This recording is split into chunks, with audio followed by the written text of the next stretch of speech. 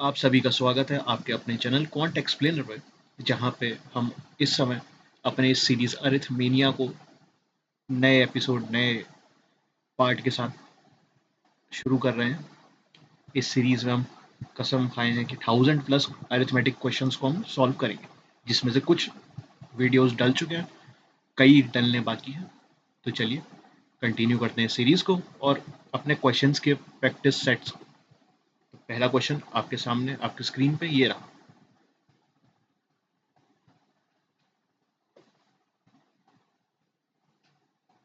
उम्मीद करता हूँ कि आपने वीडियो पॉज किया होगा और इस क्वेश्चन को अटेम्प्ट किया होगा और ये क्वेश्चन आपसे बना भी होगा। बट अगर आपसे क्वेश्चन नहीं बना, डरने वाली कोई बात नहीं है, आप सही जगह पे हैं, आप सीखना है, आप सीख के ही जाएंगे। तो चलिए देखते हैं क्वेश्चन क्या कह रहा है। क्वेश्चन कह रहा है मितेश एंड नितेश इन्वेस्टेड इतना इतना, okay, respectively for different number of months. The sum of their time period is 7 month, okay.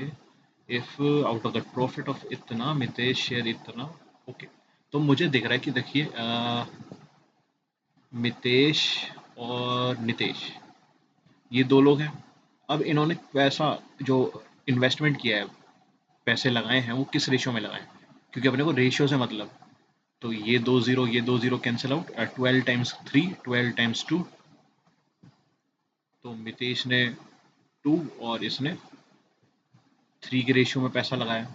पर इन्होंने टाइम कितना इन्वेस्ट किया, इन्होंने टाइम इन्वेस्ट किया है, इनका टाइम नहीं दे रखा, इनका दे रखा है कि जो भी इनका टाइम है M+N।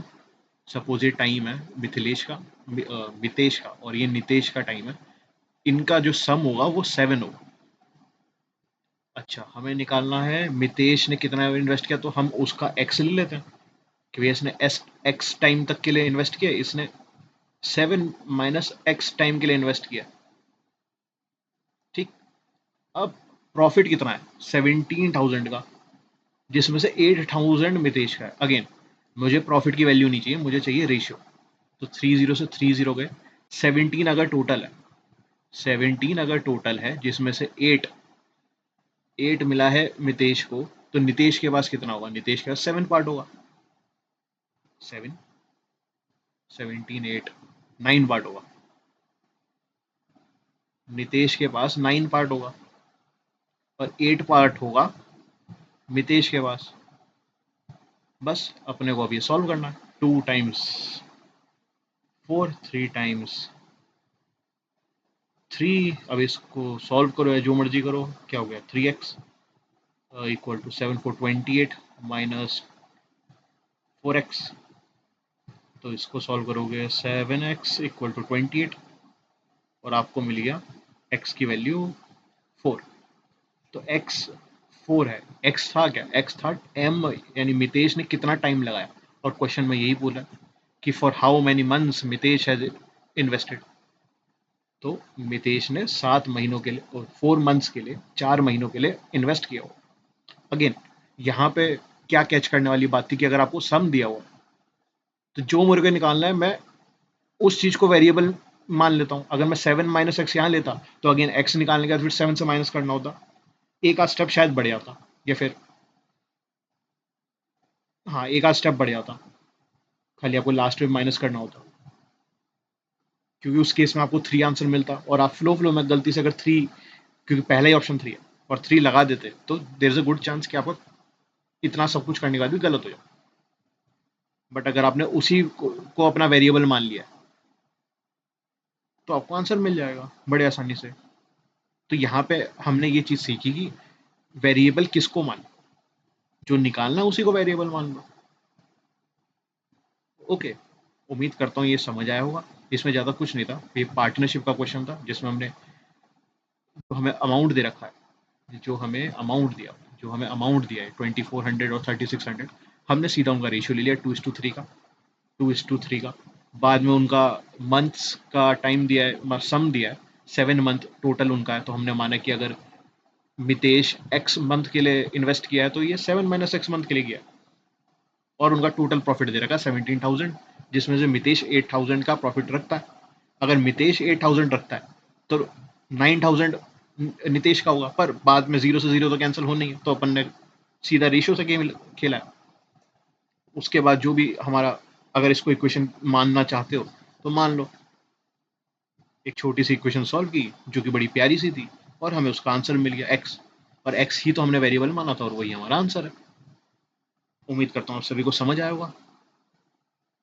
इसमें ज़्यादा कुछ सीखने को था नहीं, बस थोड़ा सा लॉजिक था कि आपको वेरिएबल वही मानना चाहिए जो आपको निकालना है, ताकि आपको बाद में गोल गोल घूमना ना पड़े कि आखिर हमें निकालना गया। उम्मीद करता हूँ आप सबको समझ आया होगा। चलिए अगले क्वेश्चन पे, आपके सामने ये रहा।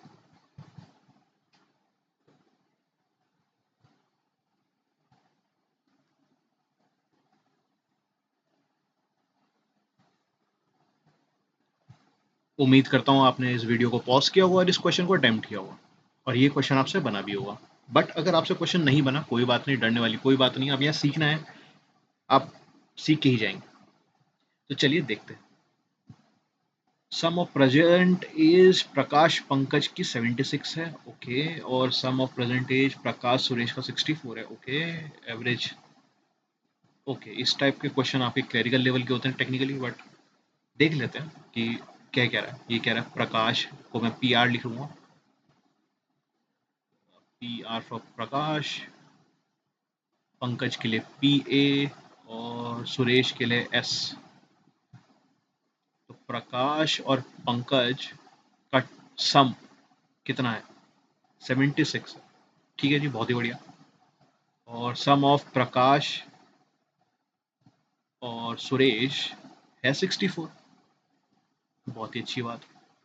जबकि एवरेज किसका, इन तीनों का, प्रकाश, पंकज और सुरेश का एवरेज कितना है? एवरेज है 32। अगर एवरेज 32 है तो सम कितना होगा? 32 × 3। एवरेज में जितना भी ऑब्जर्वेशन है मल्टीप्लाई कर दो, कितना हो गया? 30 × 3 90, और 6 96। तो इनका सम 96 है। अब हमें निकालना क्या है? Ratio of present age of, okay. अब मुझे ये दिख रहा है कि प्रकाश, पंकज और सूरज, मैं अगले पेज में जाता हूँ, ज़्यादा अच्छा क्लियरिटी होना चाहिए। प्रकाश, पंकज और सूरज 96 ईयर के, ओके। और जबकि कोई सा भी ले लो इनमें से, 96 तो मैं 76 ले लेता हूँ, कोई टेंशन वाली बात नहीं। प्रकाश और पंकज 76 के, प्रकाश और पंकज, इन दोनों का सम तो 76 है। तो 76 में ऐसा क्या जोड़ू 96 आए? सीधी सी बात है 30। यानी सूरज 30 का है, सूरज नहीं, सुरेश 30 का है। अगेन जो एस है वो 30 का है, एस 30 का है। अगर एस 30 का है, प्रकाश प्लस सुरेश 64 के हैं, जिसमें से हमने निकाल लिया ये 30 का है। तो अगर ये 30 का है तो ये 4 और 44 का होगा प्रकाश। यानी प्रकाश और पंकज में अगर ये 44 का है और इनका टोटल 76 है, अभी तो यही देखे ना, तो ये 44 का है, 44 में क्या जोड़ो 76 आएगा? 2 और 3 32। तो भैया कहना क्या चाहता हूँ? सीधी सी बात है कि अगर मैं कहूँ प्रकाश, पंकज और सुरेश, ये रेशियो है, इनका एज कितना है? इसका 44, इसका 32, इसका 30, हाँ 30, 32 30, ठीक है 30।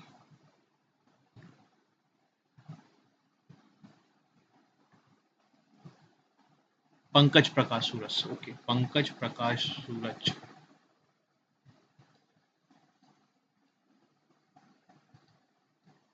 पंकज प्रकाश सूरज, इनका रेशियो क्या होगा? ये हो गया 32, ये 44, और ये 30। तो मैं क्या कर रहा हूँ? 7 8 9,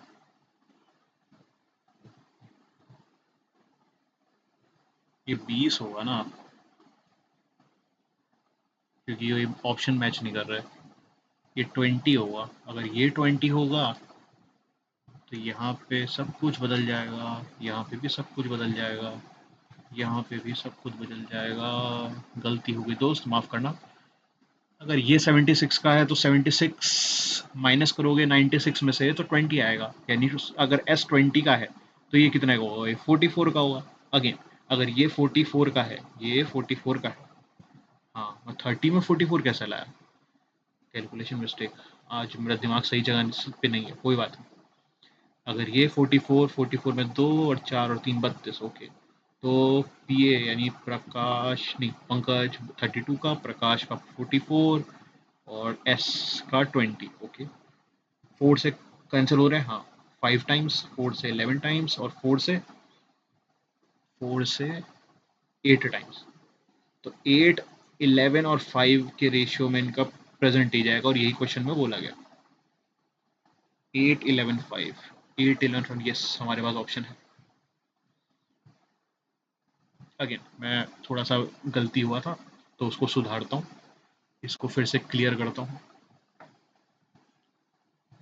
क्वेश्चन कह रहा है, क्वेश्चन कह रहा है कि भाई हमारे पास तीनों का मतलब प्रकाश, पंकज और सुरेश का एवरेज दे रखा है 32। हमने का एवरेज 32 दे रखा है, तो सम कितना होगा इनका, इनका सम हो जाएगा 32 टाइम्स 3, क्योंकि 3 लोग हैं, यानी 96। अच्छा, अगर सम 96 है पर प्रकाश और पंकज तो 76 के हैं, प्रकाश और पंकज 76 के हैं। अगर प्रकाश और पंकज 76 के हैं तो ये कितने का होगा, अगर ये 76 के हैं, टोटल सम 96 का है, तो ये 20 का होगा। ठीक है, अगर ये 20 का है, बढ़िया एकदम बढ़िया। और प्रकाश सुरेश दे रखे हैं 64 के, यानी कि प्रकाश सुरेश अगर 64 के हैं, जिसमें से एस 20 का है, तो प्रकाश कितने का होगा, ये 44 का होगा। तो हमें मिल गया, क्या मिल गया, पंकज प्रकाश सुरेश का रेशियो प्रेजेंट एज का। पंकज प्रकाश सुरेश का प्रेजेंट एज ये 20 था और प्रकाश 44 था। इसका अपने को नहीं पता, पर निकाल सकते हैं कैसे, 4 और 20 64, और टोटल इनका कितना था सम, इनका सम था 96 और ये 64 है। 64 माइनस करते हैं 96 से तो आपको मिलेगा 32। इनका बस सीधा सा रेशियो निकालो, 4 टाइम्स 5, 4 टाइम 11 और 4 टाइम 8, 8, 11, 5। ये क्या है, ये इनका प्रेजेंट एज का रेशियो है, प्रेजेंट एज रेशियो, और यही पूछा गया, यही पूछा गया। उम्मीद करता हूँ समझ आया होगा। जो पहली टाइम हम किए उसमें थोड़ा सा कैलकुलेशन मिस्टेक हुआ होगा, आप लोग अपनी स्क्रीन पे चिल्ला रहे होगे ये क्या कर दिया, 30 कैसे आ गया, माफ़ करिएगा उस चीज़ के लिए। बट उम्मीद करता हूँ क्वेश्चन आपको समझ आया होगा। तो चलिए अगले क्वेश्चन को देखते हैं। अगला क्वेश्चन आपकी स्क्रीन पे ये रहा, ट्राई कीजिए।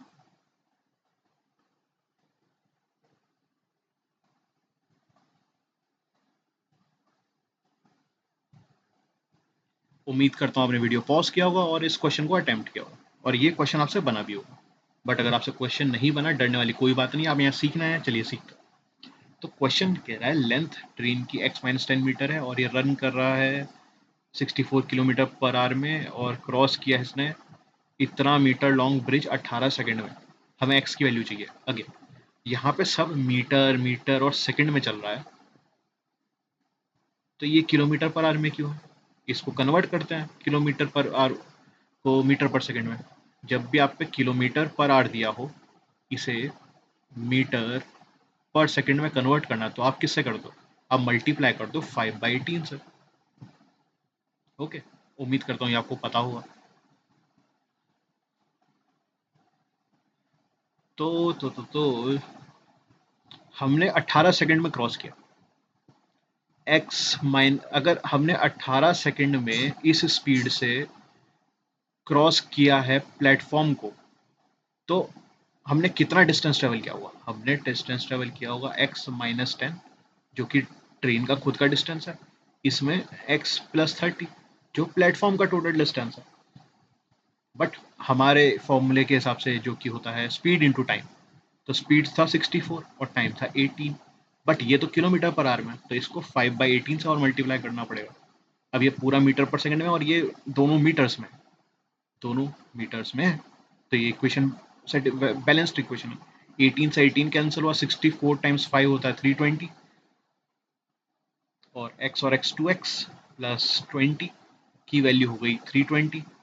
तो 20 यहाँ से कैंसिल, 2x हो गया आपका 300, x की वैल्यू आ गई 150, x हो गया 150। अगेन इतनी सी बात थी, सीधा सा लॉजिक था कि आपको डिस्टेंस टोटल और टोटल डिस्टेंस दोनों तरफ डिस्टेंस ही निकालना है, इधर वेरिएबल्स को जोड़ के और इधर बस स्पीड को मीटर पर सेकंड में कन्वर्ट करके टाइम से मल्टीप्लाई करके, और प्यार भरे तरीके से हमारा हंसते कूदते x मिल गया। x की वैल्यू 150, x की वैल्यू पूछ रहा है, x की वैल्यू 150 आ गई।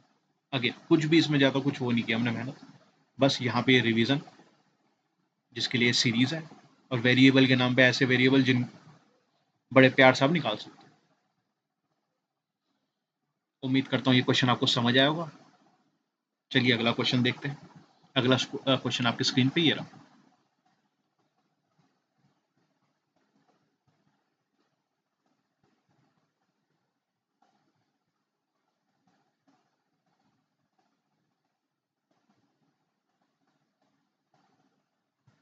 उम्मीद करता हूँ आपने वीडियो पॉज किया होगा और इस क्वेश्चन को अटेम्प्ट किया होगा, और ये क्वेश्चन आपसे बना भी होगा।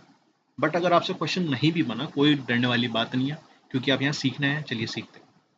तो क्वेश्चन कह रहा है, प्रकाश ने इन्वेस्ट किया है money in a scheme which claims to provide 18% annual simple interest, okay, but it actually provide 10% and per annum, okay, compound interest. If the difference between Prakash's actual and expected interest after 2 years is इतना, अच्छा, तो पहले तो मेरा सवाल ये है कि 18% पर एनम के हिसाब से सिंपल इंटरेस्ट में 2 साल के लिए नेट इफेक्टिव कितना परसेंट का आपको इंटरेस्ट मिलेगा?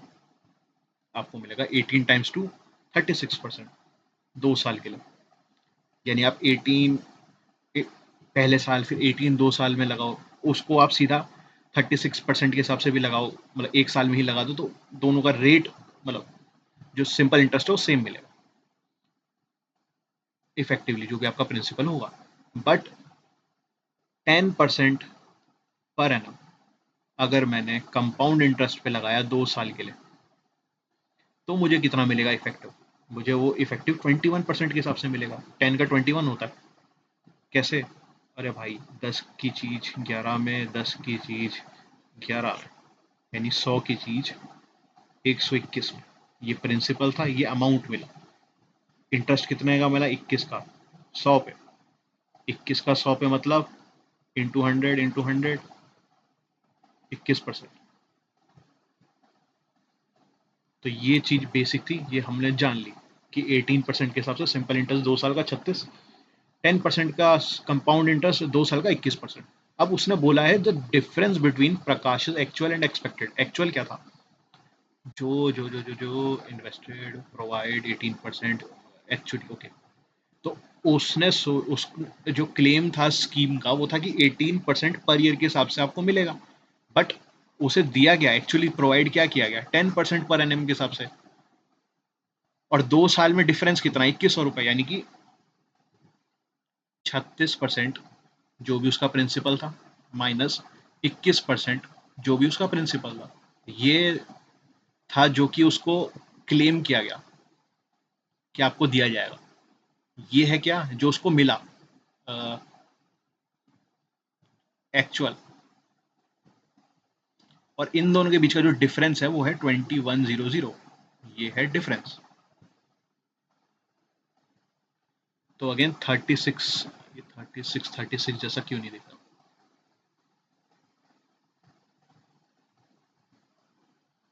ये है 36, और 36 में से 21 तो 15 आ गया ना।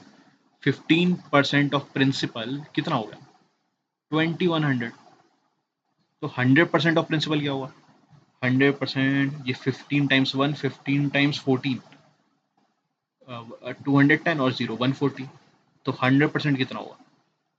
100% हो जाएगा 140 के पीछे 2 जीरो, 140 के पीछे 2 जीरो, 140 के पीछे 2 जीरो, 140 के पीछे 2 जीरो, यानी 14,000। 100% प्रिंसिपल होगा 14,000। क्वेश्चन में बोला है हमें कि कितना इन्वेस्ट किया था उसने, प्रखर ने। प्रखर ने, प्रकाश होगा ये प्रकाश होना चाहिए दोस्त, क्योंकि प्रकाश की बात हुई है, प्रखर की तो बात ही नहीं हुई। प्रकाश ने कितना इन्वेस्ट किया वो पूछा, तो 14,000 हो गया।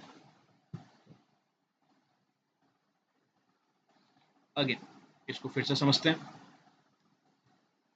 हमें बोला गया कि भाई कोई स्कीम है जिसमें बोला गया कि आपको 18% के हिसाब से सिंपल इंटरेस्ट में 2 साल, मतलब 18% पर एनएम के हिसाब से सिंपल इंटरेस्ट में इंटरेस्ट रेट मिलेगा। बट उसे दिया कैसे गया? 10% पर एनएम कंपाउंड इंटरेस्ट में। 2 साल बाद वो जाता है, कहता भैया मेरे को मेरा पैसा दो, 2 साल हो गए। वो उम्मीद में था 36% के हिसाब से मिलेगा, बट उसे 21% के हिसाब से दिया। तो जो उसको पैसा कम मिला, जो पैसा उसको कम मिला, जो पैसा जो पैसा उसे कम मिला वो 2100 है। कम कितना मिला? 15% कम मिला। 15% किसका कम मिला? प्रिंसिपल का कम मिला। यानी जो प्रिंसिपल कौन सा अमाउंट है, वो पैसा है जो उसने लगाया था इन्वेस्ट स्कीम में, उसका 15% है ये 2100 जो डिफरेंस है, क्योंकि उतना उसको कम मिला जितना क्लेम किया गया था। वो अगर 2100 है तो टोटल यानी 100% जो प्रिंसिपल होगा वो कितना होगा? वो 14,000 का होगा, यानी उसने 14,000 रुपये लगाए। और वही सवाल में पूछा है कि भैया प्रकाश ने कितना पैसा लगाया? 14,000 रुपये लगाया था स्कीम में। उम्मीद करता हूँ आपको समझ आया होगा। तो चलिए अगला क्वेश्चन आपके सामने ये रहा।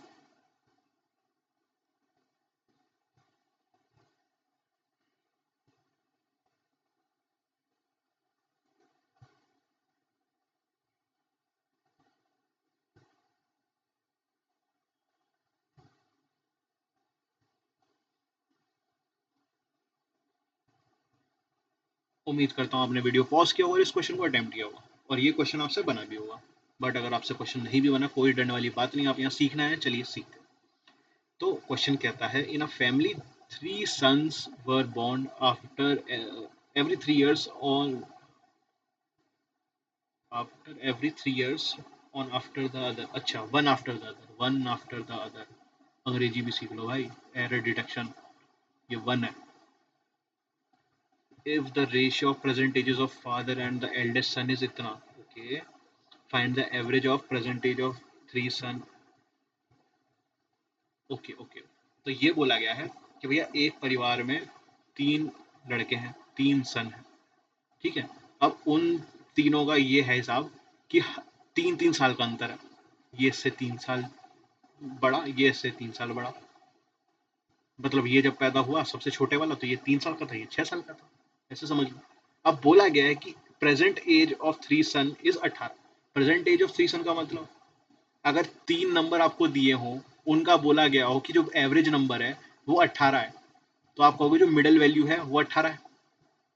अगर ये और ये इक्वल डिस्टेंस में है तो, मतलब इक्वल गैप में, अगर ये सपोज ये है 20, ये है 16, ये है 16, ये है 20, ये 18, इन तीनों नंबरों का 18 ही तो एवरेज होगा, यानी जो मिडिल वैल्यू है। वैसे ही भैया 3 लोग हैं, अब अगर एवरेज 18 है, यानी ये 18 साल का है जो मिडिल चाइल्ड है, तो सबसे बड़ा चाइल्ड कितने का होगा? 21 साल का, क्योंकि 3 साल का अंतर है।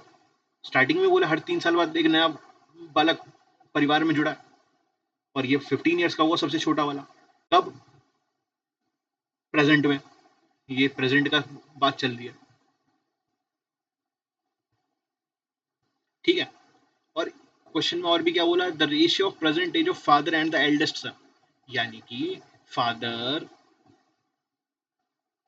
और ये सन 1, ये सन 2, ये बेटा नंबर 3, और सन 1 का रेशियो है 15:7 का।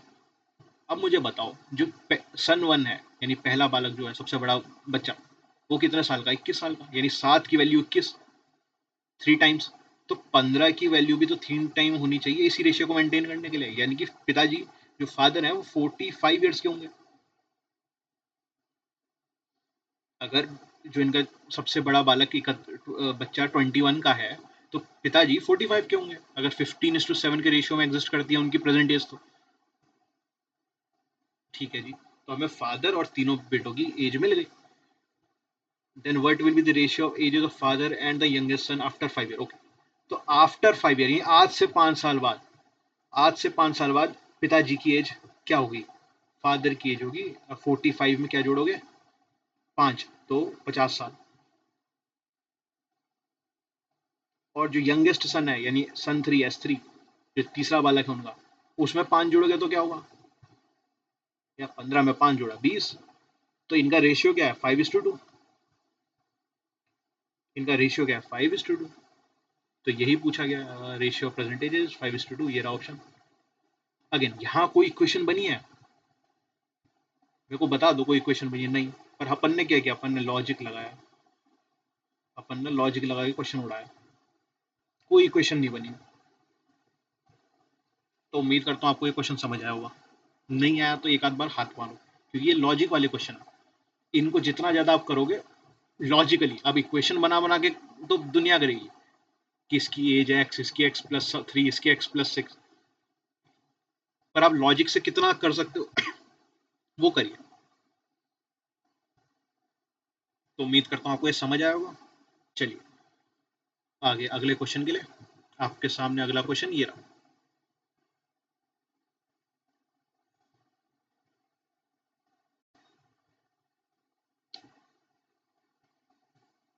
उम्मीद करता हूँ आपने वीडियो पॉज किया होगा और इस क्वेश्चन को अटेम्प्ट किया होगा, और ये क्वेश्चन आपसे बना भी होगा।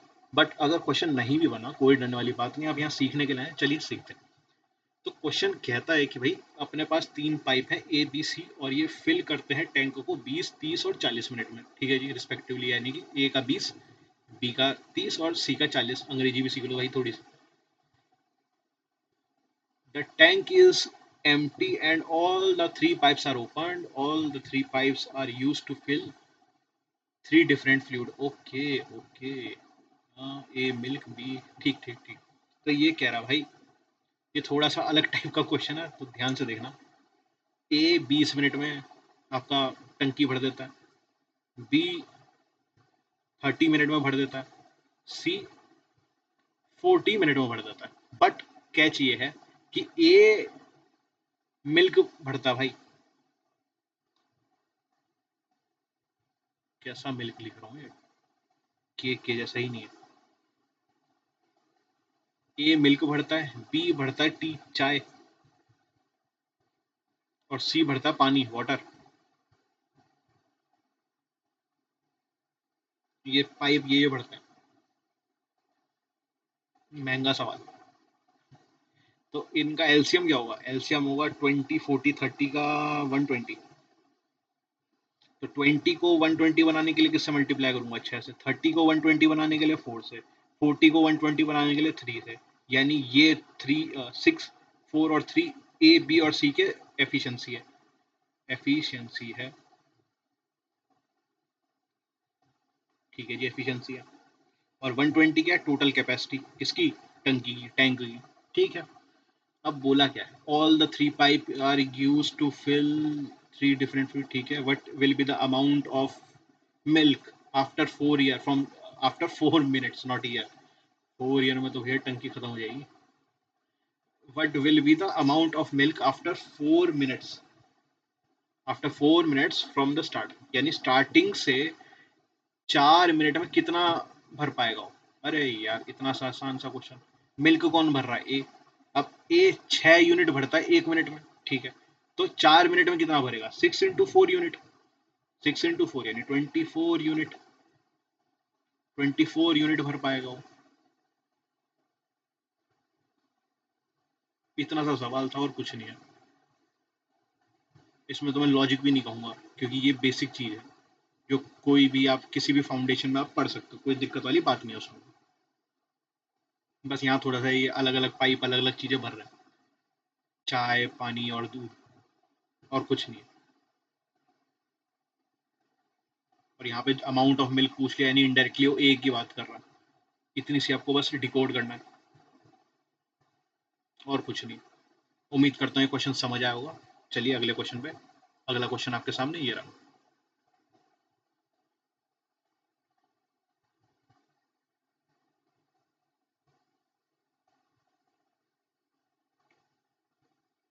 उम्मीद करता हूँ आपने वीडियो पॉज किया होगा और इस क्वेश्चन को अटेम्प्ट किया होगा। और ये क्वेश्चन आधे बच्चों तो धराशायी हो गए होंगे, क्योंकि ये प्रोबेबिलिटी का सवाल है और प्रोबेबिलिटी देखते ही वो काँप जाते हैं। तो जिन्होंने कर दिया तो आपके सिलेक्शन के चांसेस बढ़ गए हैं, और जिन्होंने नहीं किया सीख लो यार, अभी भी मौका है, 1000 क्वेश्चन है। कब तक डर मनाओगे इसका? ऐसे से डरते रहोगे तब तो हो लिया कुछ भी। चलो करते हैं।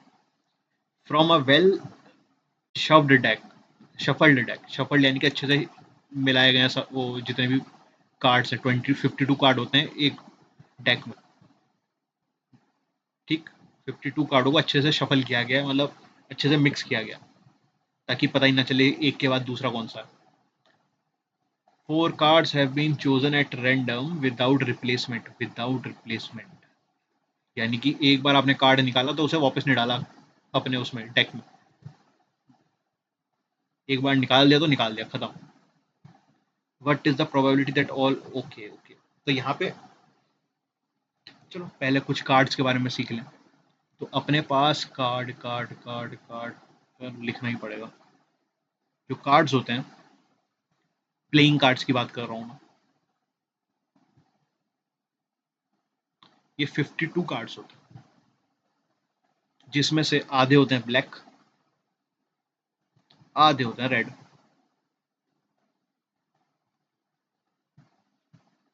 मतलब 26 होते हैं ब्लैक, 26 होते हैं रेड। इसमें से भी 13 रेड एक टाइप के, 13 रेड एक टाइप के, 13 ब्लैक एक टाइप के, 13 ब्लैक एक टाइप के। मतलब यहाँ पे रेड में एक आता आपका हार्ट बना होता है ऐसा कुछ, मेरे ड्राइंग बहुत बेकार है, समझ जाओ। और एक बना होता है ब्रिक या डायमंड, हिंदी में ईंट कहते हैं शायद, इंग्लिश में डायमंड कहते हैं। एक होता है स्पेड, ब्लैक में एक होता है स्पेड, जिसे पान का पत्ता या पता नहीं क्या कहते हैं, हिंदी का मेरे को नहीं पता, इंग्लिश में स्पेड कहा जाता है। और एक होता है स्पेड क्लब। क्लब, क्लब कैसा होता है? कुछ ऐसा सा दिखता हो। तो 13 कार्ड काले रंग में इसके होते हैं, 13 कार्ड काले रंग में इसके होते हैं, 13 कार्ड काले रंग में इस पैटर्न के होते हैं, और 13 कार्ड लाल रंग में इस पैटर्न के। तो टोटल ये 52 कार्ड होते हैं। अपने को इसी से काम बन जाएगा। जब आगे वो कुछ और पूछेगा तो और जानकारी दे देंगे, चिंता का है। तो बोल क्या रहा है कि आपने कार्ड अच्छे से मिक्स किए, 52 कार्ड होते हैं, ये पता है भाई ये तो। 4 कार्ड आपको रैंडमली निकालने हैं बिना रिप्लेसमेंट किए, ठीक है। प्रोबेबिलिटी क्या होगी कि जो 4 कार्ड हैं, 4 के 4 लाल हैं। अब भैया चारों के 4 लाल होने की प्रोबेबिलिटी क्या है कि जब तुम 4 से निकालोगे तो प्रोबेबिलिटी होगी क्या? प्रोबेबिलिटी हो जाएगी कि भैया जब मैं लाल से ही निकालूंगा, कितने कार्ड निकालने, 4 कार्ड निकालने, 1 2 3 4। पहले कितने थे, 26 में से निकालूंगा, एक चला गया 25 में से, एक चला गया 24 में से, एक चला गया 23 में से, क्योंकि आपने कार्ड निकाल लिया ना। टोटल कार्ड कितने थे, 52। जब एक कार्ड चला गया बचे कितने, एक और कार्ड चला गया बचे कितने, एक और कार्ड चला गया बचे कितने। बस इस चीज को मल्टीप्लाई करो, जो भी आंसर आएगा वो आपकी प्रोबेबिलिटी होगी। मतलब सर ये हो भैया बड़े भाई, होगा कैसे ये इतना सारा मल्टीप्लाई? ठंड, थोड़ा सा ठंडा पानी पड़ा है अगल बगल, पियो आराम से, देखो 25 का 2 टाइम्स, 26 का 2 टाइम्स, और क्या होगा? 23 24, 2 to 4 होता है ना, 4 से जाएगा 24, 6 टाइम्स। और 51 17 टाइम्स 3 होता है तो 17, 3 का 17 टाइम्स और 3 का 2 टाइम्स।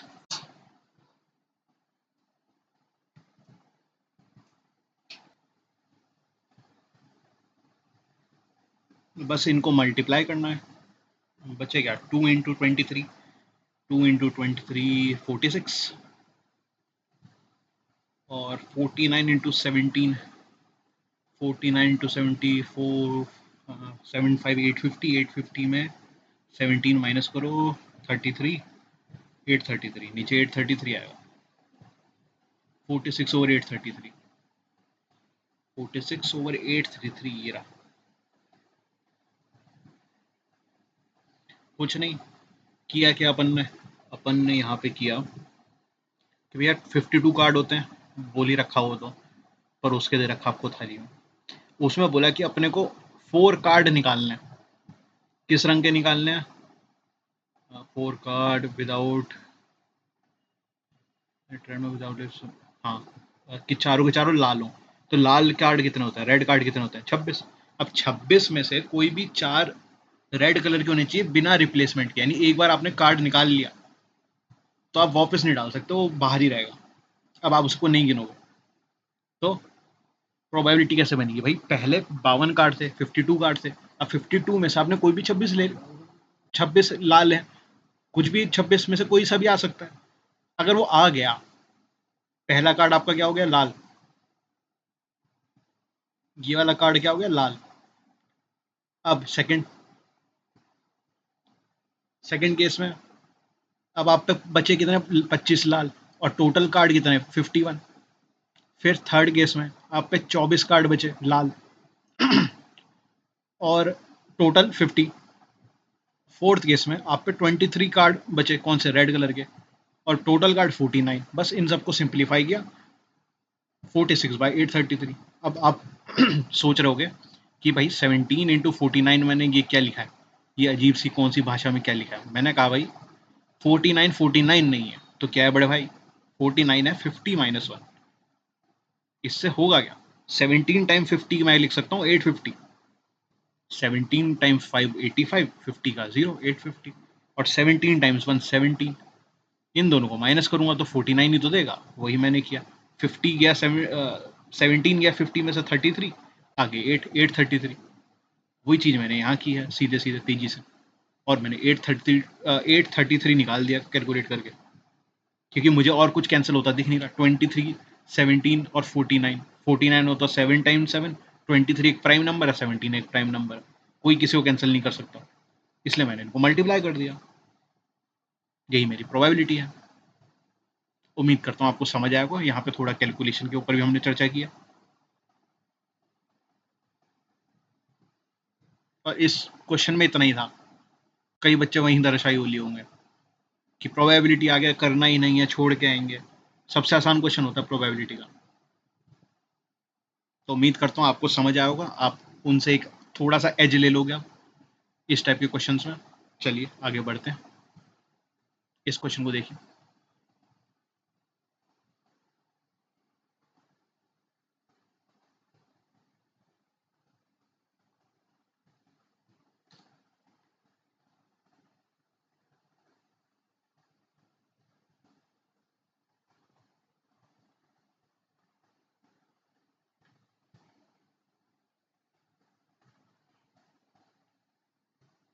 उम्मीद करता हूँ आपने वीडियो पॉज किया होगा और इस क्वेश्चन को अटेम्प्ट किया होगा, और ये क्वेश्चन आपसे बना भी होगा।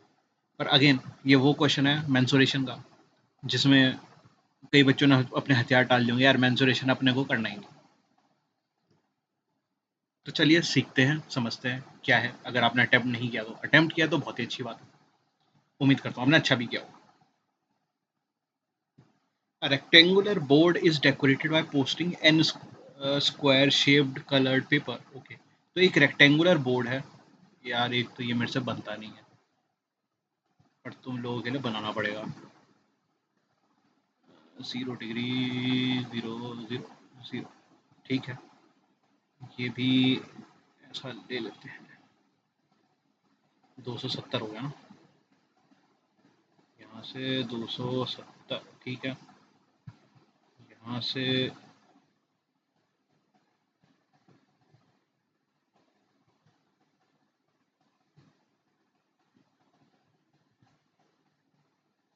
तो ये एक रेक्टेंगुलर बोर्ड है, ठीक। रेक्टेंगुलर बोर्ड में अपन ने n छोटे छोटे स्क्वायर लगा दिए, छोटे छोटे छोटे छोटे छोटे छोटे ढेर सारे, इतने सारे स्क्वायर लगा दिए, बहुत सारे छोटे छोटे स्क्वायर। कितने स्क्वायर? n square. ऐसे ढेर सारे स्क्वायर जिनका टोटल नंबर है n। इतने सारे स्क्वायर अपन ने यहाँ पे चिपका दिए, और उन सभी का सरफेस एरिया है इतना। मतलब इस एक छोटे से स्क्वायर का सरफेस एरिया है 144 सेंटीमीटर स्क्वायर। अगर surface area 144 centimetre square, surface area होगा क्या? ए स्क्वायर ही तो होगा। ए स्क्वायर अगर 144 सेंटीमीटर का है तो ए कितना हो गया? अंडर रूट ऑफ 144 यानी 12। माइनस हो नहीं सकता क्योंकि हम लेंथ की बात कर रहे हैं। तो जो छोटे से ये बने हैं स्क्वायर, इनका साइड कितना है? 12 सेंटीमीटर के। अच्छा, parameter of rectangular board is इतना 600 सेंटीमीटर का है। लेंथ एंड ब्रेथ इस रेशियो में है। एन की वैल्यू निकालनी है। अब जरा मुझे ये बताओ, अगर लेंथ और ब्रेथ को जोड़ दूं, उसे 2 से मल्टीप्लाई कर दूं, क्या मिलता है? पैरामीटर। ये लेंथ है, ये ब्रेथ है। लेंथ यहाँ से पूरी यहाँ तक, यहाँ से यहाँ तक ब्रेथ है। इन दोनों को प्लस करके 2 से मल्टीप्लाई किया, मुझे मिला पैरामीटर जो कि 600 दे रखा है। काटा पीटी मचाई 300। बट लेंथ और ब्रेथ तो 2 और 3 के रेशियो में, 2 और 3 के रेशियो में, तो यानी 5 पार्ट, 5 पार्ट की वैल्यू 300। 5 पार्ट की वैल्यू 300, तो एक पार्ट की वैल्यू 60। एक पार्ट की वैल्यू 60, तो लेंथ कितना हो जाएगा? लेंथ बाई ब्रेथ 3 और 2 पार्ट के हैं, एक पार्ट 60 का है तो 180, 2 पार्ट 120। ये किस में होंगे? ये सेंटीमीटर में होंगे। क्यों सेंटीमीटर में होंगे? क्योंकि जो पैरामीटर है वो सेंटीमीटर में था ना मेरे भाई। अच्छा, तो मुझे मिला जो मेरा लेंथ है वो 180 सेंटीमीटर का, ठीक बात। जो ब्रेथ है वो 120 सेंटीमीटर का, एकदम सही। और जो छोटा स्क्वायर है उसका एक साइड 12 सेंटीमीटर का, बहुत ही बढ़िया। तो जब मैंने छोटे छोटे रेक्टेंगल लगाए, ढेर सारे लगाए, एन नंबर के लगाए, तो ये पूरा का पूरा मेरा बोर्ड कवर कर रहे हैं ना। तो बोर्ड कवर करने का मतलब क्या है? बोर्ड कवर करने का मतलब है कि जो एरिया होगा ऑफ रेक्टेंगल वो बराबर होगा एरिया किसके? Of square. कितने स्क्वायर्स हैं? N square. एक का एरिया छोटा वाला, वैसे एन लगाए हो ना, तब पूरा आपका कवर हुआ है रेक्टेंगल। तो ये कितना है? 180 इंटू 120। ये कितना है area of square? 12 into 12 into n. 12 से ही कटेगा 10 बार, 12 से ही जाएगा 15 बार। एन की वैल्यू आपको दिख गई, 15 टाइम्स 10 150। तो यानी कि ये ऐसे छोटे छोटे रेक्टेंगल ढेर सारे कितने लगे हैं? 150 लगे हैं, 150 लगे हैं, तब जाके आपने पूरा रेक्टेंगल कवर किया। एन की वैल्यू निकालनी थी, एन की वैल्यू 150 है। उम्मीद करता हूँ आपको समझ आया होगा। नहीं समझ आया तो फिर से देखो, एक आध बार खुद अपने पेन चलाओ, हाथ पैर मारो उसको, समझ आएगा। कोई ऐसा रॉकेट साइंस नहीं है कि ना समझ आए। तो चलिए अगले क्वेश्चन पे आपके सामने ये रहा।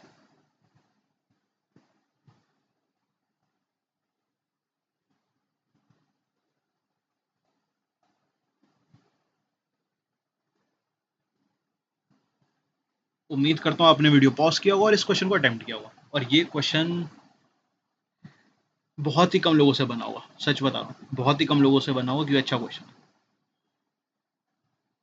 बट जिनसे नहीं बना या जिनको ये गलतफहमी है कि उनसे बन गया, इन चारों ऑप्शन में से कुछ आ गया, 5 ऑप्शन में से कुछ आ गया, तो चलो आपकी गलतफहमी दूर करता हूँ, सीखने को मिलेगा। तो चलो देखते हैं क्या है। The ratio of two number is इतना, दो नंबरों का रेशियो इतना दे रखा है, एक्स को ऐड किया गया इन दोनों नंबर पे तो इतना बन गया। अच्छा, दो और तीन, दो और पाँच के रेशियो में दे रखा है, इसमें मैंने क्या जोड़ा, एक्स जोड़ा, मैंने क्या जोड़ा, एक्स को जोड़ा, मुझे क्या मिला, मुझे मिला 5 और 11 का रेशियो बन गया। अच्छा, और इन्हीं से मैंने अब क्या किया, एक्स घटा दिया, क्या किया, एक्स घटा दिया, क्या किया, एक्स घटा दिया, और मुझे मिला 1 और 3 के पार्ट में। अच्छा, तो यहाँ पे आपने सेम चीज घटाई है, सेम चीज बढ़ाई है दो नंबरों में, तो उन दोनों नंबरों का बीच का अंतर तो सेम ही होगा। मतलब यार, आपके पास 10 चॉकलेट है, आपके फ्रेंड के पास 13 चॉकलेट है, आप दोनों ने ही चार चार चॉकलेट खरीदी, चार चॉकलेट आपने, चार चॉकलेट्स आपके दोस्त ने, तो कितनी चॉकलेट हो गई, आपके पास 14 और आपके फ्रेंड के पास 17। अब जरा मुझे बताओगे कि ये 14 और 17 जो अब आपकी नई चॉकलेट हुई हैं, इनके बीच का अंतर कितना है, आप हो गए 3। अच्छा, तो पहले आपके पास और आपके दोस्त के पास जो चॉकलेट थी उसका अंतर कितना था, वो भी 3 ही का था। अच्छा, तो यानी अगर हम सेम चीज दोनों में जोड़ेंगे तो क्या कुछ अंतर आएगा उनके नंबर के, मतलब उन दोनों के बीच के अंतर के, मतलब उन दोनों के डिफरेंस में कोई अंतर आएगा, नहीं आएगा, सेम चीज जोड़ने पे नहीं आएगा। तो क्या सेम चीज घटाने में आएगा, चेक कर लेते हैं। आपके पास 10 चॉकलेट, आपके फ्रेंड के पास 13 चॉकलेट, अब आप दोनों ने ही तीन तीन चॉकलेट खा ली, आप दोनों ने ही तीन तीन चॉकलेट खा ली, तो अब कितनी हुई, 7, और आपके फ्रेंड के पास 10। अच्छा, अब आप दोनों के बीच में डिफरेंस कितना है, 3 चॉकलेट का, पहले कितना था, 3 चॉकलेट का। यानी अगर सेम चीज या तो आप जोड़ दो या सेम चीज दोनों तरफ आप घटा दो, तो डिफरेंस जितना पहले था उन दोनों चीजों के बीच में उतना ही रहेगा। इन दो एग्जाम्पल्स अपने को ये समझ आया, ठीक है। तो यहाँ पे है क्या, तो इनडायरेक्टली यहाँ से यहाँ का डिफरेंस कितना है, 6 यूनिट का, यहाँ से यहाँ का डिफरेंस कितना,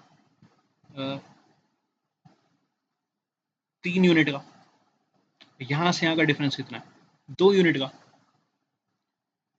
तो इसको अगर मैं 6 कर दूं, इसको 6 करने के लिए 2 से मल्टीप्लाई करना होगा, तो यानी ये चीज को 10, इस चीज को 4 बना दूं, तो ये डिफरेंस 6 का हो गया। और यहाँ पे इस डिफरेंस को 6 करने के लिए 3 से मल्टीप्लाई करूं, तो ये चीज 9 और ये चीज 3 हो गई। अब जरा ध्यान से देखो, 3 में से x गया 4 हुआ, 4 में, सॉरी 4 में x गया 3 हुआ,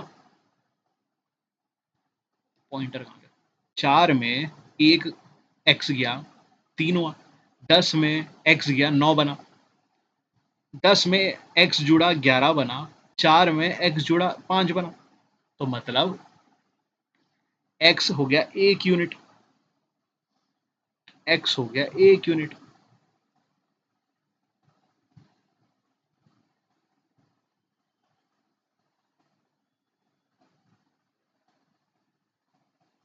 x हो गया 1 यूनिट।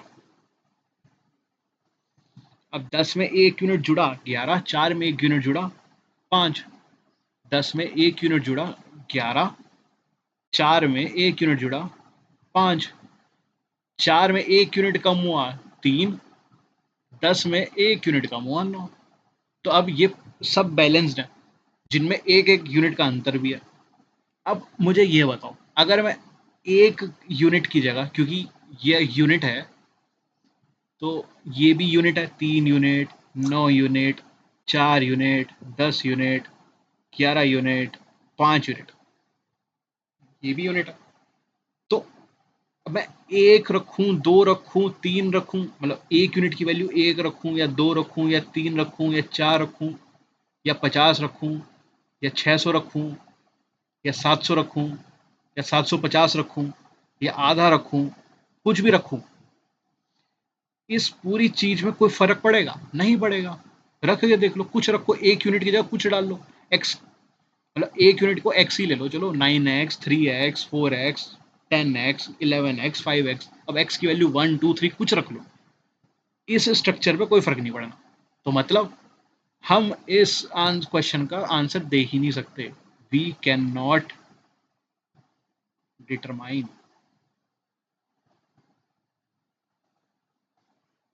हम डिटरमाइन ही नहीं कर सकते कि भैया जो x है, ये जो x ऊपर गया है, इसको मिटा देता हूँ, कंफ्यूजन हो जाएगी नहीं तो।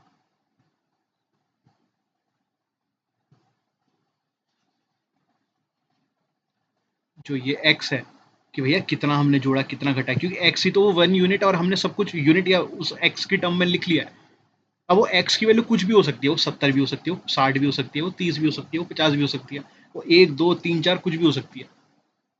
अब जब वो कुछ भी हो सकती है, तो भाई इनमें से तो कोई ऑप्शन नहीं है, और नन ऑफ द अबव तो हो ही नहीं सकता, क्यों? नन ऑफ द अबव और कैन नॉट डिटरमाइन में अंतर है। क्या अंतर है? नन ऑफ द अबव तब आता है जब आपके पास ऊपर 4 ऑप्शन दिए हैं और उन चारों में से कोई भी आपका ऑप्शन नहीं हो।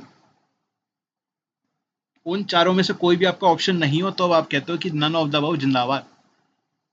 और कैन नॉट डिटरमाइन,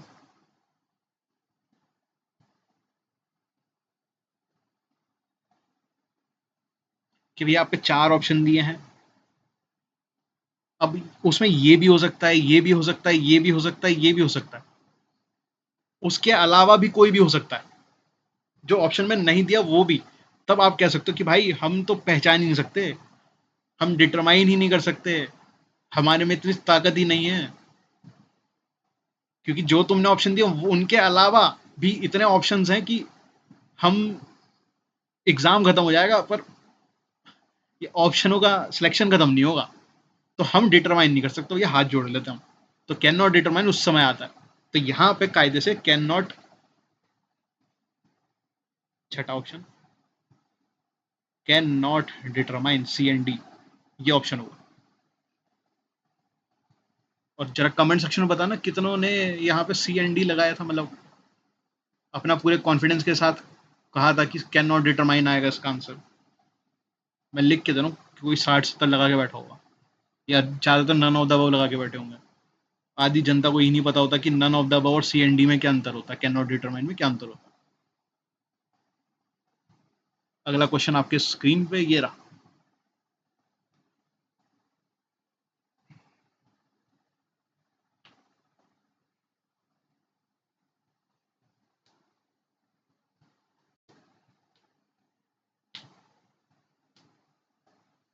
उम्मीद करता हूँ आपने वीडियो पॉज किया होगा और इस क्वेश्चन को अटेम्प्ट किया होगा, और ये क्वेश्चन आपसे बना भी होगा। बट अगर आपसे क्वेश्चन नहीं भी बना, कोई बात नहीं, आप यहाँ सीखने के लिए आए, चलिए सीखते हैं।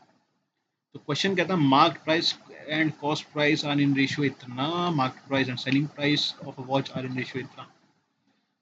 अरे यार सिंपल सा तो दे रखा है, cost price, market price, selling price, market price 6 और 5 का।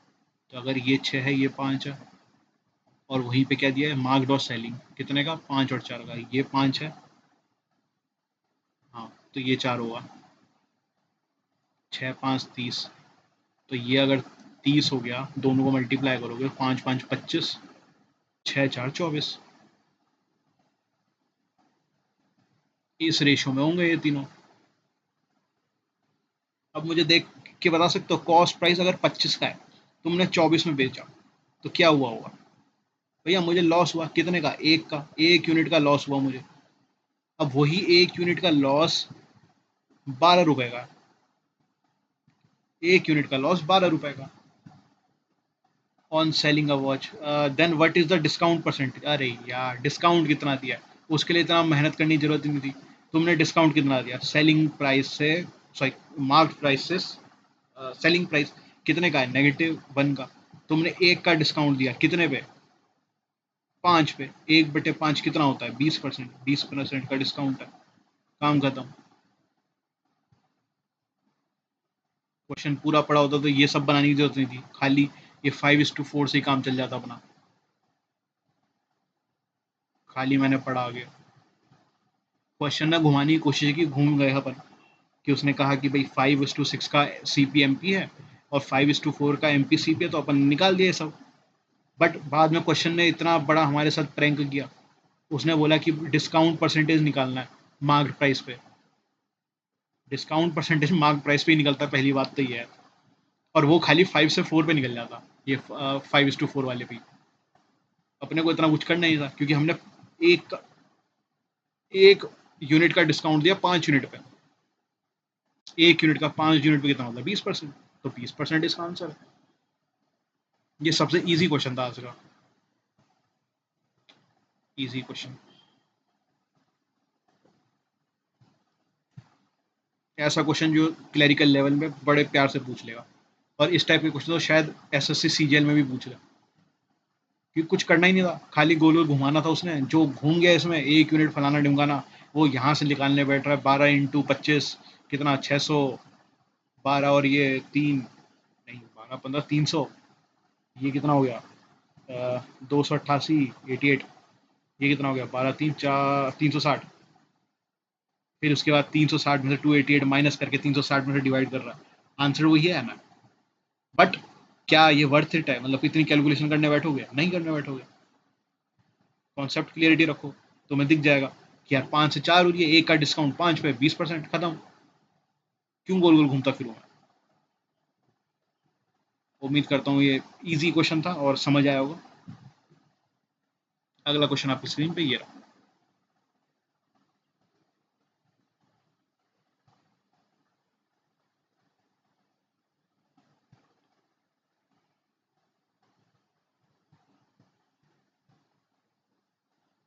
उम्मीद करता हूँ आपने वीडियो को पॉज किया होगा और इस क्वेश्चन को अटेम्प्ट किया होगा, और ये क्वेश्चन आपसे बना भी होगा। बट अगर आपसे क्वेश्चन नहीं बना, कोई बात नहीं, डरने वाली बात नहीं। आप यहाँ सीखने हैं, चलिए सीखते हैं। क्वेश्चन कहता है, ए ने इन्वेस्ट किया है कुछ मनी, कुछ पैसा एक स्कीम में, और 4 महीने बाद बी ने 7,000 उसी स्कीम में इन्वेस्ट कर दिया। बस ये स्कीम वो ना हो, कहते 21 दिन में पैसा डबल। आफ्टर 18 मंथ्स, 18 महीनों बाद, from the time of investment of A, the ratio of B. अरे बाप रे, ये तो क्या ही है। ए और बी दो लोग हैं, इसने कुछ पैसा इन्वेस्ट किया, मान लो छोटा ए इसने इन्वेस्ट किया, और इसने स्टार्टिंग से लास्ट तक 18 महीने तक किया, तो 18। बी ने 7,000 किया है, पर ये 4 महीने बाद आया था, आफ्टर 4 मंथ। तो यानी ये 14 महीने के लिए ही होगा। और इनका जो प्रॉफिट का रेशियो है, प्रॉफिट ऑफ बी और ए का है 14:27, यानी कि अगर इसको 27 पार्ट मिला है, तो इसको 14 पार्ट मिला है। अब इस चीज़ को सॉल्व करके ए निकालना है। अब इसमें क्या दिक्कत है यार? 14 से 14 कट रहा है, 9 का 2 टाइम्स, 9 का 3 टाइम्स। अब क्या होगा? 7 3 21, 21 का आधा, इसको लोगे ये हो जाएगा 35, 35 इंटू 3, यानी छोटा ए आ गया आपका 35 × 3, 105 के पीछे 2 0, यानी इतना अमाउंट उसने इन्वेस्ट किया था। 10,500 रुपीज़ इन्वेस्ट किया। मतलब इस क्वेश्चन अगर आपसे नहीं हुआ तो यार, ये यार थोड़ा सा प्रैक्टिस करो यार। मैं अच्छा नहीं लगता बोलते हुए, बट प्रैक्टिस करो। ये ऐसे क्वेश्चन है जो, देख रहे हो, एक लाइन भी नहीं है। अगर तुम रफ शीट में बनाने बैठोगे, काटा पीटी मार के वर्बली तुम सॉल्व कर लोगे। तुम्हें बस इतनी ही चीज़ लिखनी होगी अगर लिखना पड़ेगा तो। और कई धुरंधर ऐसे होंगे जिनको ये भी नहीं लिखना होगा, वो सीधा काटा पीटी मार के सीधा कहेंगे 10,500। तो अभी बहुत प्रैक्टिस करनी है, तो इस सीरीज में लगे रहो। 10,000 क्वेश्चन होने के बाद तुम खुद कह रहे होगे यार क्या कॉन्फिडेंस आया अरिथमेटिक के अंदर, मजा आ गया। बेबी स्टेप्स लो, हर वीडियो को कंप्लीट करो। जो क्वेश्चन ना बने उसको फिर से देखो या फिर से अटेम्प्ट करो। समझ ना आए, कमेंट सेक्शन में डालो। जिसको जिस भी मेरे भाई दोस्त को समझ आ रहा हो, उसका जवाब दो। क्योंकि अगर आपको क्वेश्चन समझ आ रहा है और आप अगले को समझा पा रहे हो, तो यानी आपकी कॉन्सेप्ट की क्लैरिटी हो रही है।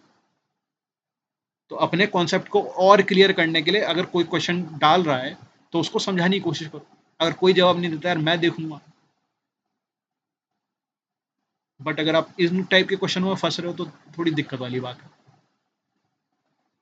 चलो कोई बात नहीं, 1,000 क्वेश्चन है, 1000 क्वेश्चन का टारगेट अपना।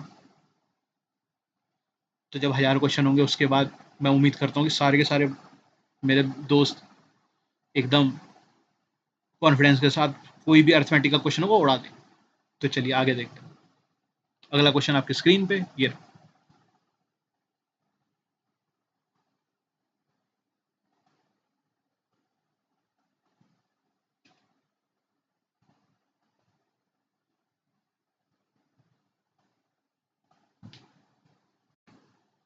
उम्मीद करता हूँ आपने वीडियो पॉज किया होगा और आपसे क्वेश्चन बना भी होगा।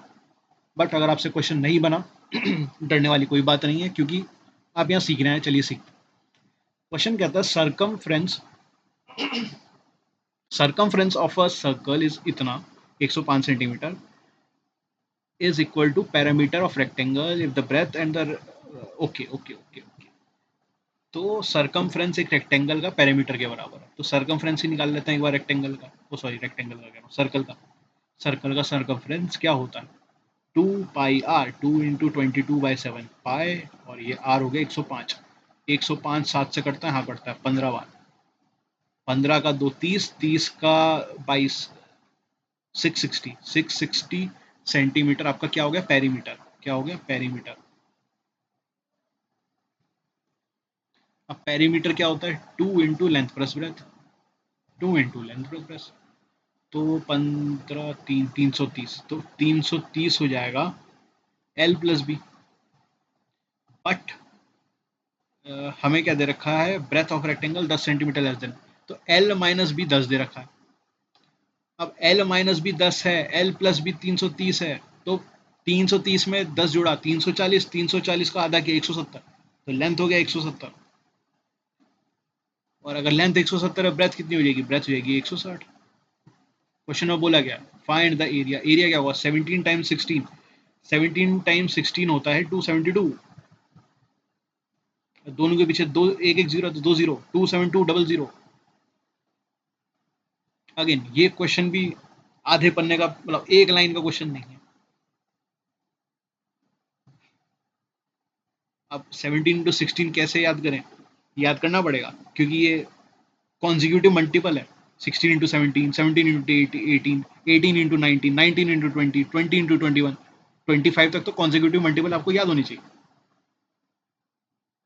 क्योंकि वो नॉट ओनली आपके अर्थमेटिक में काम आएंगे, बट आपके नंबर सीरीज में भी काम आएंगे। नंबर सीरीज के साथ साथ क्वाड्रेटिक इक्वेशंस में भी काम आएंगे, सिंप्लीफिकेशन में काम आएंगे, अप्रोक्सीमेशन में काम आएंगे।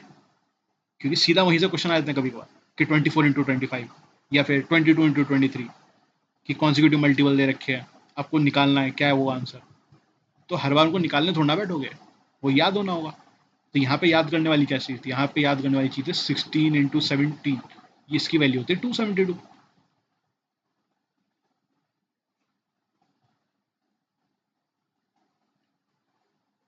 और कुछ नहीं, अपन ने निकाला कि सरकमफ्रेंस कितना है? 660। और क्वेश्चन में कहा जो सरकमफ्रेंस था सर्कल का, जिसका रेडियस 105 है, वो पैरामीटर के बराबर है। अब पैरामीटर क्या होता है? 2 × length plus breadth, length plus breadth. तो 2 से 660 को हमने कैंसिल किया तो 330। 330 क्या आया? L+B। पर L-B तो 10 दे रखा है, अपन ने सॉल्व किया। अब आप ये पूछोगे कि ये और ये मैंने डायरेक्ट ऐसे कैसे लिखा? तो ये देख लो कि L+B क्या है? 330। L-B क्या है? 10। तो इन दोनों इक्वेशन को जोड़ूंगा तो हो जाएगा 2L, B से B कैंसल, इक्वल टू 340। फिर इसके बाद ये 2 है तो कैंसिल करूंगा, L आएगा 170। अगर L 170 हुआ तो ब्रेथ कितना होगा? 160। अगर मैं ऐसे करने बैठ गया दोस्तों, फिर खुद सोच लो, मैं कम से कम 10 से 15 सेकंड बर्बाद कर दूंगा। तो यहाँ पे ये होता है कि आप जब L+B, L-B, X+Y, X-Y, ऐसे ढेर सारे आपको चीज़ें मिलेंगी। क्वाड्रेटिक में भी मिल सकती है, मतलब DI में मिल सकती है, DI में काफ़ी यूज़ होता है।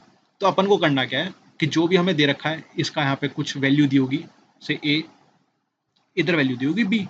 तो अगर मुझे बड़ी वैल्यू निकालनी है, यानी कि X+Y कुछ है, X-Y कुछ है। अब X में से माइनस होके Y आया ना, तो यानी X बड़ा होगा। तो अगर मुझे बड़ी चीज़ निकालनी है, बड़ी चीज़ निकालने का मतलब दोनों वैल्यू लो, ए और बी, इन दोनों को जोड़ के उनको आधा कर दो। वही तो यहाँ की हो यार, 340 उसको आधा कर दिया। और छोटी चीज़ निकालनी है तो क्या करोगे, ए लोगे उसमें से बी माइनस कर दोगे, उसे आधा कर दोगे। सीधे सीधे हम ये चीज़ फॉर्मूला लगाएंगे। वही मैंने यहाँ किया। मैंने सीधा बोला कि भाई 330, 330 में 10 जोड़ा 340, आधा गया 170, 170 होते ही दो तरीके हैं, या तो फिर से अगेन 330 में से 10 गया 320, 320 को आधा करो 160, या फिर 170 में से सीधा 10 घटा दूंगी, एल माइनस बी दे ही रखा है। अगर 10 मतलब ऐसा क्या घटाऊं, 10 आया तो 160, या फिर 10 घटा दो 160। वो चॉइस आपके पास है, बस निकालना आपको उसी तरीके से जैसे मैंने आगे बताया कि दोनों को बड़ी वैल्यू निकालनी है, दोनों को ऐड करो डिवाइड बाई 2, छोटी चीज निकालनी है दोनों को सब्ट्रैक्ट करो डिवाइड बाई 2। अगर ऐसे निकालने बैठोगे तो यार तुम अपने टाइम बर्बाद कर रहे हो फिर। और वही हमें यहाँ सीखना है कि हम अपना टाइम कैसे बचाएं, इफेक्टिवली क्वेश्चनों को करें, काफ़ी टाइम कम टाइम लेके करें और एक्यूरेसी के साथ। और ये छोटी छोटी चीज़ें प्रैक्टिस करने से सीखेंगे, तभी तो 10,000 क्वेश्चन है। ऐसी चीज़ें अगर 100 क्वेश्चनों में भी आई तो 100 बार अप्लाई करने को मिलेगा, 100 बार अप्लाई करने को मिलेगा तो सीख जाएंगे। अभी नहीं सीखे तो। और मेरे को जहाँ तक ध्यान है हम पीछे भी किसी वीडियो में इस चीज़ को सीख कर रखे हैं, अगर आपने वो देखा है और आपको अभी याद रहा है और आपने सीधा वही कॉन्सेप्ट लगाया तो बहुत ही बढ़िया प्रिपरेशन चल रही है आपकी। बट अगर आपको याद नहीं रहा तो कोई बात नहीं यार, सीख लो, आगे किसी और वीडियो में सेम चीज़ देखने को मिलेगी तो वहाँ पे डायरेक्ट लगाना। उम्मीद करता हूँ आपको समझ आया होगा कि हमने क्या किया। और अगेन आसान सा क्वेश्चन था, कोई ज़्यादा दिक्कत वाली बात नहीं थी इसमें। इस क्वेश्चन को देखिए।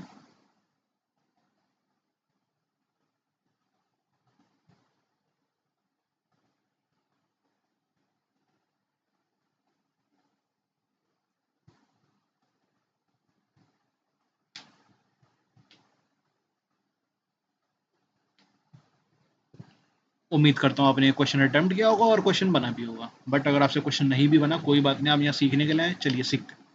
तो रोहित ने सम कुछ पैसा उधार दिया अपने दोस्त मोहित को सिंपल इंटरेस्ट पे 5% के हिसाब से पर साल।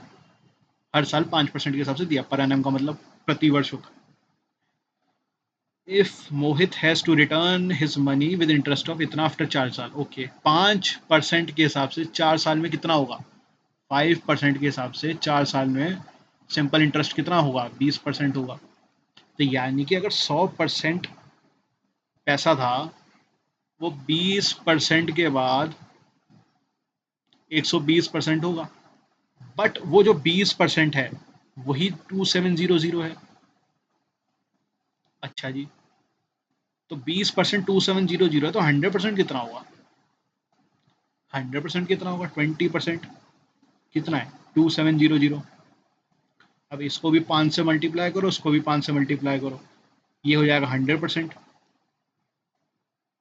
और ये हो जाएगा 20,025 और 35 135।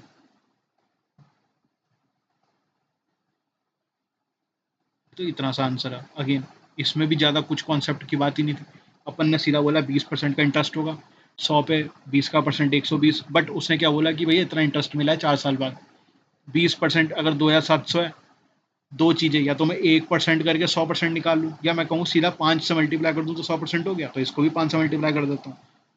तो यानी 100% की वैल्यू होगी 13,500 रुपये, वही हमारा आंसर है। ये बेसिक बेसिक सवाल है यार, इनको सीखो। अगर आपसे क्वेश्चन नहीं बन रहे तो देखो कैसे कर रहा हूँ और सीखो। चलिए अगला क्वेश्चन देखिए।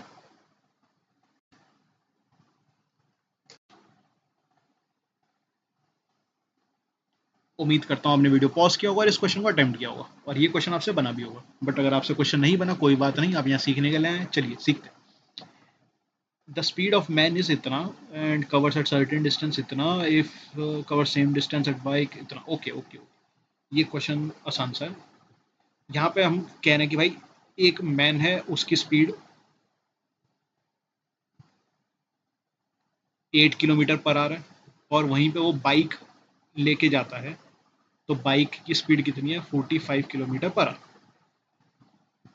ओके, 45 होता है 9 × 5 और 8 रहता है, ठीक है। तो अगर ये सेम डिस्टेंस को ट्रेवल कर रहा है तो जो इनका स्पीड का रेशियो है और इनके टाइम का रेशियो है वो उल्टा हो जाएगा, यानी कि टाइम इसको लगेगा 45 पार्ट का और इसको लगेगा 8 पार्ट का, क्योंकि दोनों सेम डिस्टेंस के लिए जा रहे हैं, डिस्टेंस यहाँ सेम है।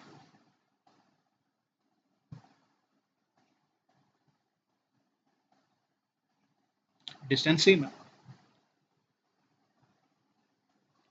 तो कह क्या रहा है ये? कह रहा है 6 घंटे 45 मिनट लगे उसको, मतलब जब वो इस स्पीड से गया तो उसे लगे 6 घंटे 45 मिनट। 6 घंटे 45 मिनट कितना होता है?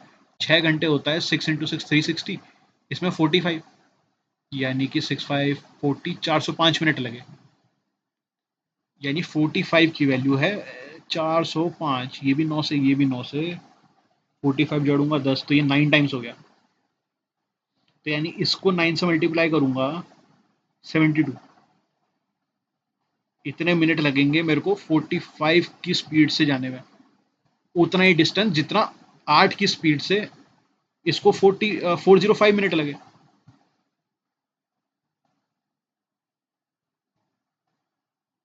इतना सा सवाल था ये, बट मेरा काम समझाना है तो चलो समझाते हैं। जब पहले तो ये बताऊं मुझे कि distance is equal to speed into time होता है, ये किन को नहीं पता? नहीं पता तो यार पहले फाउंडेशन करो। अगर मेरे से ही करनी है तो कमेंट में पढ़ दो, तो मैं उसका भी कुछ जुगाड़ करूँ। तो अगर डिस्टेंस सेम है, डिस्टेंस सेम है, स्पीड, इसको मैं S1 लेता हूँ, इसको T1 लेता हूँ, S2 T2, दोनों के लिए डिस्टेंस सेम है, तो मैं ये कह सकता हूँ S1/S2 इक्वल टू T2/T1। तो जो स्पीड का रेशियो होगा उसका उल्टा टाइम का रेशियो होगा, या फिर जो टाइम का रेशियो होगा उसका उल्टा स्पीड का रेशियो होगा। अगर स्पीड है S1/S2 है ए और बी रेशियो की, ये ए है ये बी है, तो T1 हो जाएगा बी, T2 हो जाएगा ए। उल्टा हो गया ना, जो S1 का रेशियो था वो S2 का मतलब T2 का हो गया, और जो S2 का वैल्यू थी वो T1 की हो गई। तो जब डिस्टेंस सेम होता है रेशियो उल्टे हो जाते हैं, स्पीड और टाइम के इन्वर्स हो जाते हैं। वही हमने यहाँ किया, क्योंकि डिस्टेंस सेम था, तो जो 8 और 45 था, क्योंकि अभी और कोई कैंसिल नहीं हो रहे हैं, तो मैंने कहा भैया इसी पार्ट में इनका टाइम का रेशियो होगा इनवर्स के। मैंने कहा 45 की वैल्यू मिनट में कन्वर्ट कर लेता हूँ, 405 होता है, 6 hour 45 minute होता है 405, और 405 45 का रिलेशन है 9 का मल्टीपल, 45 को 9 से करोगे 405 आएगा, तो 8 को भी 9 से मल्टीप्लाई करूंगा तो जो आएगा टाइम यानी 92, इतना टाइम लगा होगा बाइक को उतना ही डिस्टेंस ट्रेवल करने के लिए जितना 8 किलोमीटर पर आवर के हिसाब से 405 मिनट या फिर 6 घंटे 45 मिनट में 8 किलोमीटर के हिसाब से मैन ने ट्रेवल किया। इतना सा सवाल था बस, और इतना सा कॉन्सेप्ट था, और ये आपने फाउंडेशन में कहीं ना कहीं पढ़ा होगा। नहीं पढ़ा है तो यार फाउंडेशन अच्छे से करो, क्योंकि ये प्रैक्टिस की वो है क्लास, ये फाउंडेशन नहीं है मेरे दोस्त। कि मेरा काम भी इतना होना चाहिए कि आया ये इतना सा सॉल्यूशन दिया और चलता बना, बट मेरे को ये भी बताना पड़ रहा है, तो आपकी गलती नहीं है, आपने फाउंडेशन सही से नहीं पढ़ा है, वो आपकी गलती। तो फाउंडेशन कहीं से भी पढ़ा हो तो उसे अच्छे से पढ़ो, समझो, खाली रटो मत, और अगर मेरे से पढ़ना है तो वो बता दो, तो मैं कुछ उसका बंदोबस्त करूँ। बट इस क्वेश्चन का तो इतना सा सॉल्यूशन, और देख रहे हो सॉल्यूशन कितने कितने से हो रहे हैं। मैं दूसरे पेज में खाली समझाने के लिए जा रहा हूँ, वो भी कॉन्सेप्ट, नहीं तो दूसरे पेज में मेरे को जाने की जरूरत भी नहीं है। बट कोई बात नहीं, तुम लोगों के लिए कर रहा हूँ तो चलो, क्या ही कर सकते। अगला क्वेश्चन आपकी स्क्रीन पे गिरा।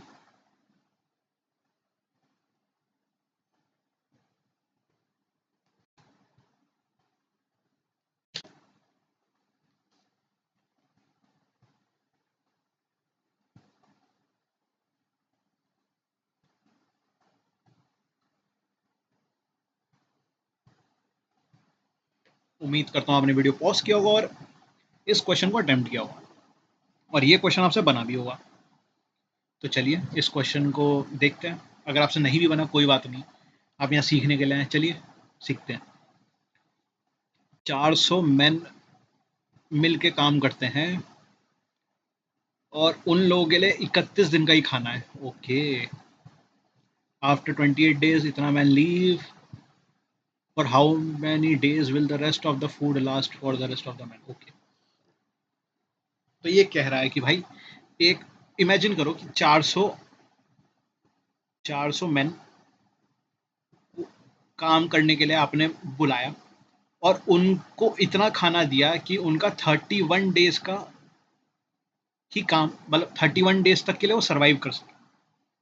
400 मैन को आपने बुलाया और हर व्यक्ति को आपने इतना खाना दिया, मतलब हर व्यक्ति 400 मैन के लिए आपने इतना खाना रखा कि वो 31 डेज तक ही खा सकते हैं। तो ये हो गया टोटल खाना, ऐसा समझो ये टोटल खाना हो गया। बट बट लेकिन 28 दिन बाद 280 आदमी चलेगा, तो 28 दिन तक तो 400 लोगों ने काम किया है ना।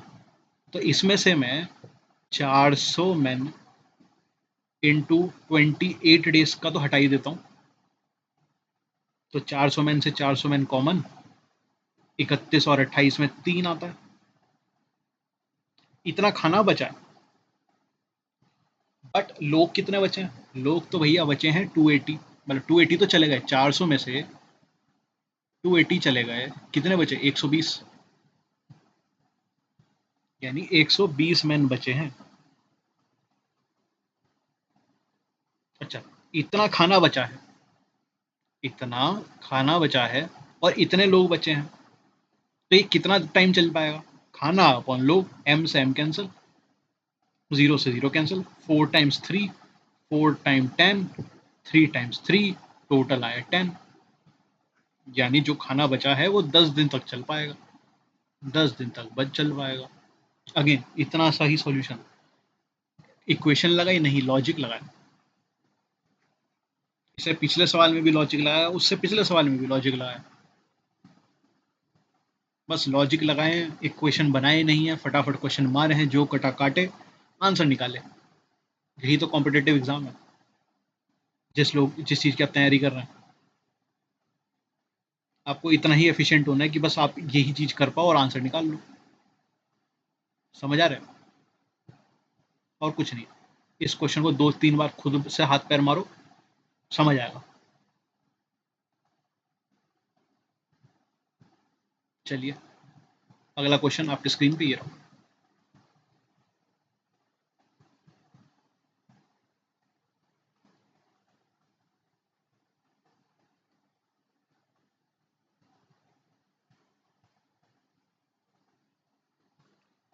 उम्मीद करता हूँ आपने वीडियो पॉज किया होगा और इस क्वेश्चन को अटेम्प्ट किया होगा और ये क्वेश्चन आपसे बना भी होगा। बट अगर आपसे क्वेश्चन नहीं बना कोई बात नहीं, सीखने के लिए आए हैं आप, चलिए सीखते। Average age of father mother सन, इनका एवरेज एज कितना है? 32। क्या हमें एवरेज से कभी लेना देना है? नहीं, अपने को तो टोटल से लेना देना है। तो 32 इंटू 3 96, तो इनकी टोटल एज 96 हो गई। अच्छा जी, एट प्रेजेंट 3 टाइम्स है। ओके, 3:1 का रेशियो प्रेजेंट का, ये प्रेजेंट का रेशियो है। 6 years अगो, 6 साल पहले, ratio of father to son was इतना। तो 6 साल पहले ये 7A का था और ये A का था। कौन? फादर और सन। अगर 6 साल पहले ये इतने के थे तो अभी कितने होंगे? दोनों में 6-6 साल जोड़ दो, ये हो जाएगा 7A+6, ये हो जाएगा A+6। ठीक है, ये A+6 है, ये 7A+6 है। बट अभी तो अगर ये 1 का था तो ये 3 का था, तो यानी अगर ये A+6 का है तो ये 3A+18 का होगा, मदर उसकी।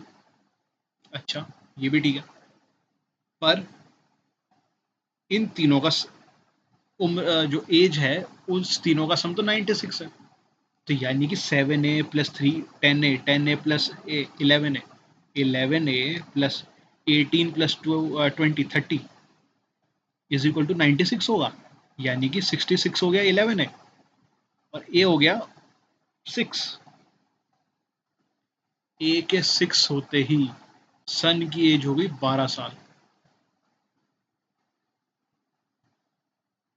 और पूछा क्या है, find the age of son 8 years from now, यानी आज से 8 साल बाद कितने साल का होगा। अरे भाई 20 साल का होगा, अभी वो 12 साल का है।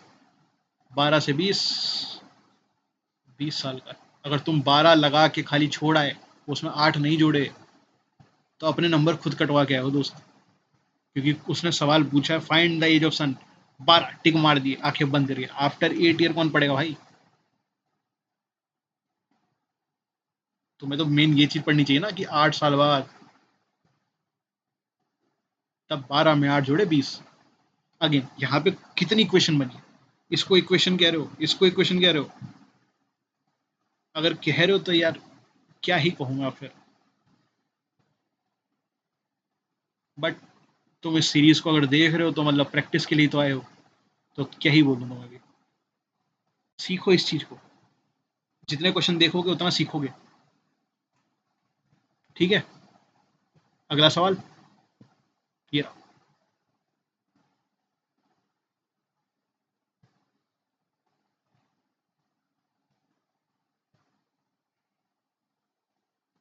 उम्मीद करता हूँ आपने वीडियो पॉज किया होगा और इस क्वेश्चन को अटेम्प्ट किया होगा, और ये क्वेश्चन आपसे बना भी होगा। बट अगर आपसे क्वेश्चन नहीं बना तो कोई बात नहीं, आप यहाँ सीखना है, चलिए सीखते हैं। तो वीट की कॉस्टिंग है 48, और दूसरा वीट की कॉस्टिंग 56 इतना। मिक्सचर को, अरे यार अगर इसमें आपके दिमाग में एलिगेशन की घंटी बजी टन टन टन टन करके, तो बहुत ही बढ़िया, आप सही ट्रैक पे चल रहे हो, प्रिपरेशन आप अच्छी कर रहे हो। नहीं बजी कोई बात नहीं यार, सीख लो। इसने कहा कि 48 का एक टाइप का चावल है ये। टाइप 1 लिख देता हूँ यहाँ पे, टाइप 1, और इधर टाइप 2। अब टाइप 1 कितने का, 48 का। टाइप 2 कितने का है, 56 का। अब यहाँ गलती से किसी ने 66 लिख दिया तो उसे पाप चढ़ेगा। क्यों? क्योंकि मैंने बताया क्या कि ये चीज ऐसा होता है, एक साइकिल बनती है, यहाँ से यहाँ या यहाँ से यहाँ। अब 66 तो भाई इससे बड़ा है, पर क्या इससे छोटा है? नहीं। अच्छा, 66 अगर इससे बड़ा है तो क्या इससे छोटा? नहीं, तो ये साइकिल तो बनी नहीं। तो एलिगेशन कैसे लगाएंगे? तुम 66 ही गलत लिखे हो, एलिगेशन क्या लगाओगे? ये कॉस्ट प्राइस है, हाँ जी। ये कॉस्ट प्राइस है, हाँ जी। तो यहाँ पे भी तो कॉस्ट प्राइस चाहिए होगी ना। तो ये दे क्या रखा है? अरे भाई ये दे रखा है तो मैं किस प्राइस पे तुमने सोल्ड किया है, ये तो सेलिंग प्राइस है। अच्छा, ये अगर सेलिंग प्राइस है तो कॉस्ट प्राइस कैसे निकालेंगे? अरे प्रॉफिट दिया है ना, प्रॉफिट दिया है। प्रॉफिट कितने का है? प्रॉफिट है 25% का, जिसकी फ्रैक्शन की वैल्यू कितनी होती है, 4 पे 1 ज्यादा। यानी कि 4 की चीज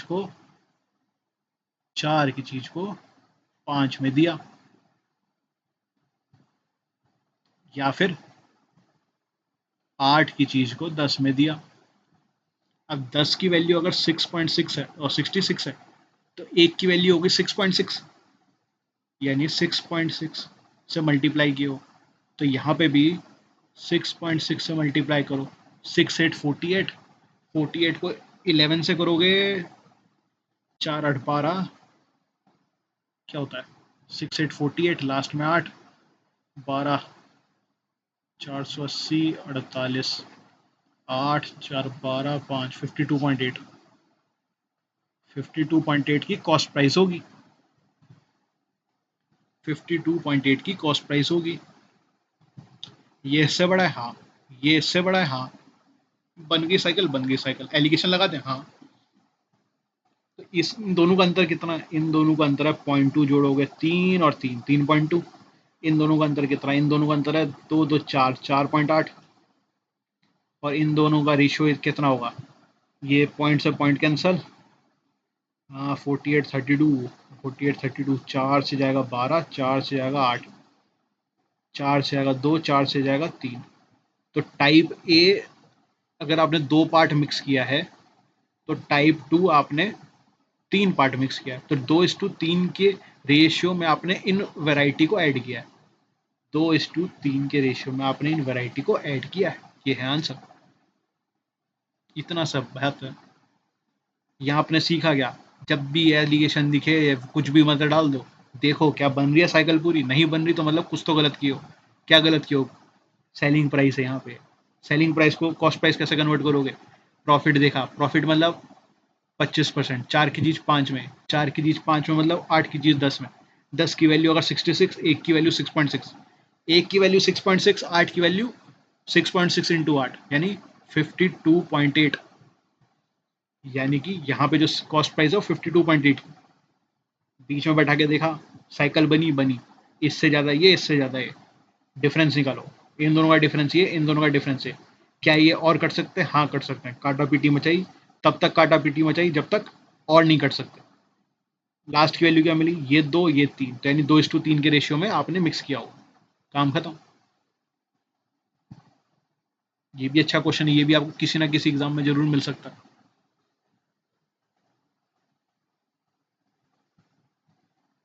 चलिए इस क्वेश्चन को करिए।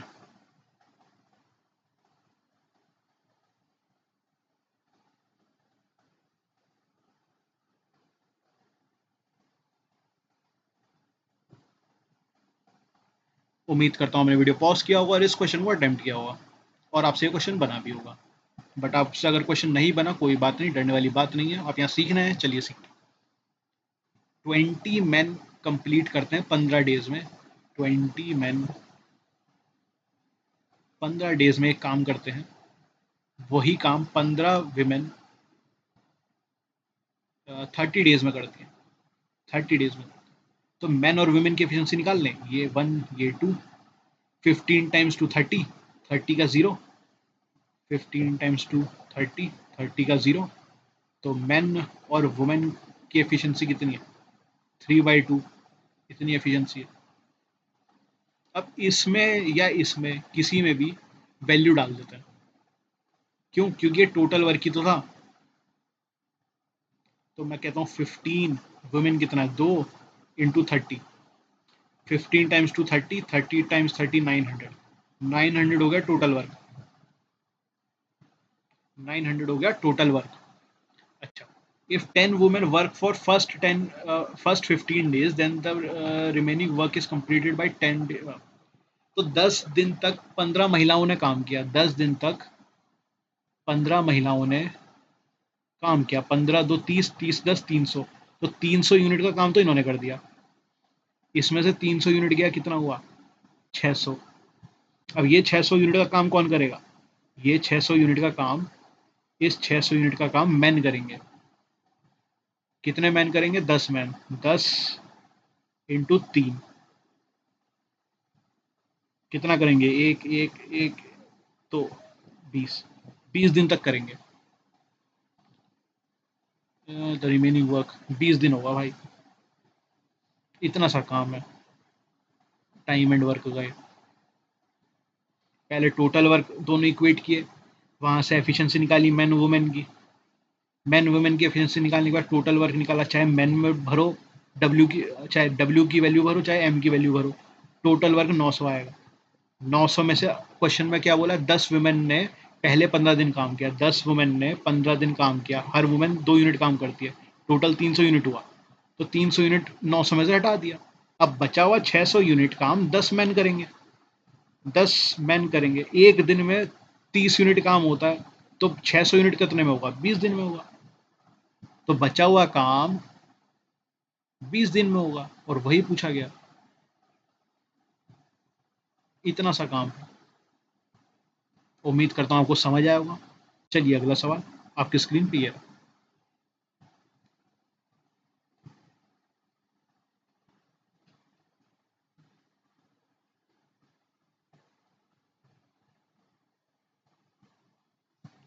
उम्मीद करता हूँ आपने वीडियो पॉज किया होगा और इस क्वेश्चन को अटेम्प्ट किया होगा और ये क्वेश्चन आपसे बना भी होगा। अगर आपसे क्वेश्चन नहीं भी बना कोई बात नहीं, यहाँ आप सीखना है, चलिए सीखते हैं।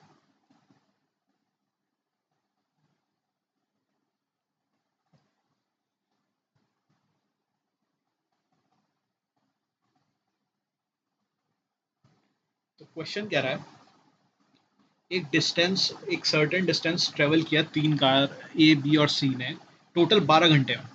टोटल टाइम लिया 12 घंटे। ये इंपॉर्टेंट है, मेरे को फीलिंग आ रही है। कार ए जिसकी स्पीड है 40, उसने 1/4 किया 40%। Okay okay okay okay, 40% remaining और ये डिस्टेंस।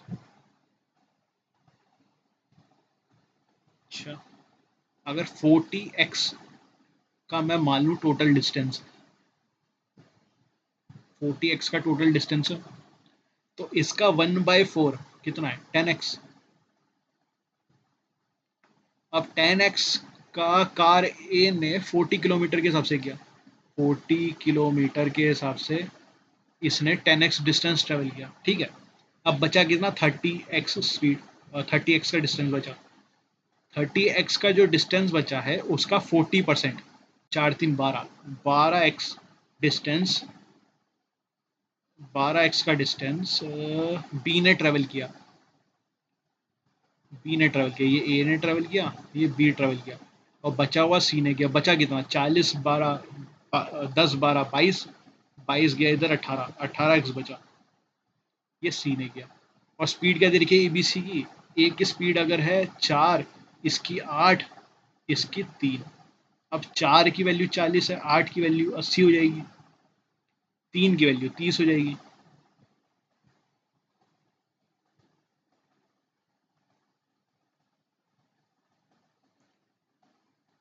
अच्छा, तो इन्होंने टाइम कितना लिया होगा, टाइम लिया होगा 10/40, 10 का डिस्टेंस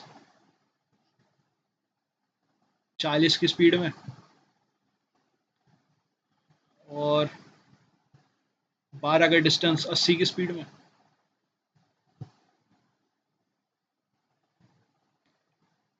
और 18 का डिस्टेंस 30 की स्पीड में, और टोटल टाइम लगा इनको 12 घंटे। बस काटा पीटी मचा दो। कैसे मचाओगे, 3 10 0 4 40, 4, 4 का 3 बार, 4 का 20, 3 का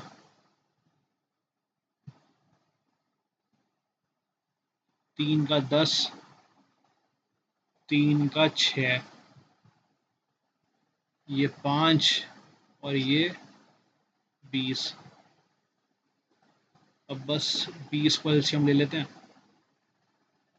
20 को एलसीएम लोगे तो 5x यहाँ पे, 3x यहाँ पे, और 12x यहाँ पे, 5 6 7 8 20। ये 20x ओवर 20 कितना हो गया, 12। 20 से 20 कैंसिल, x आ गया 12, x आ गया 12। तो टोटल डिस्टेंस कवर्ड कितना होगा, हमने टोटल डिस्टेंस माना कितना, हमने टोटल डिस्टेंस माना ही 40x है। 40x कितना है, 12, 4 टाइम 12 कितना होता है, 48, पीछे एक जीरो, 480।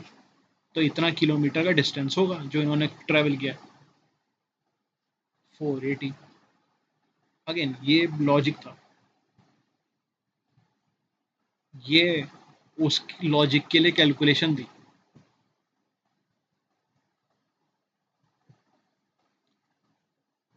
और ये उस लॉजिक से आया मैजिक था।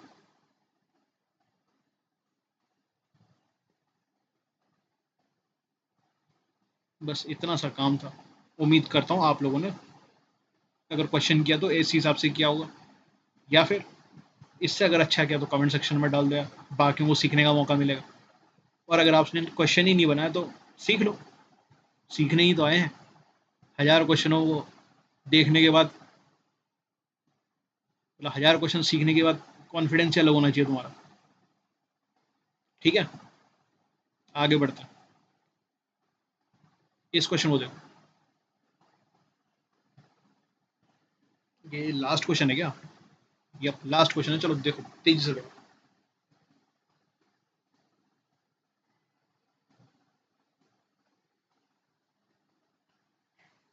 उम्मीद करता हूँ आपने वीडियो पॉज किया होगा और इस क्वेश्चन को अटेम्प्ट किया होगा और ये क्वेश्चन आपसे बना भी होगा।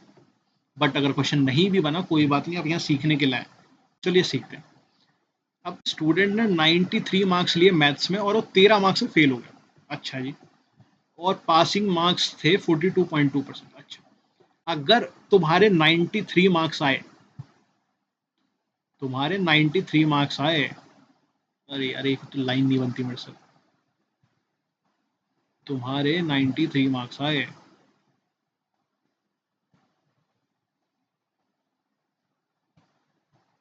ठीक है, तुम्हारे 93 मार्क्स आए